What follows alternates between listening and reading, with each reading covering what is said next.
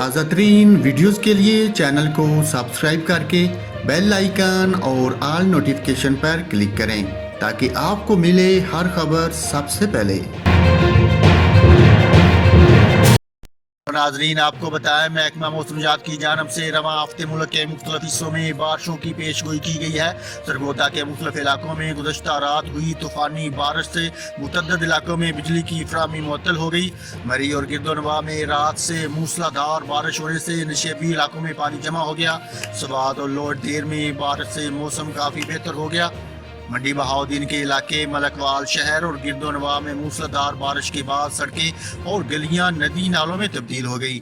مہمند اور گرد و نواح میں ہلکی بارش سے موسم خوشگوار ہو گیا۔ گزشتہ رات سے وقفے سے اسلام آباد اور راولپنڈی میں بھی بارش کا سلسلہ جاری ہے۔ محکمہ موسمیات کا کہنا ہے کہ اسلام آباد میں بارشوں کا سلسلہ ہفتے تک جاری رہنے کا امکان ہے، جبکہ بدھ سے جمعہ تک موسلادھار بارش کی پیشگوئی کی گئی ہے۔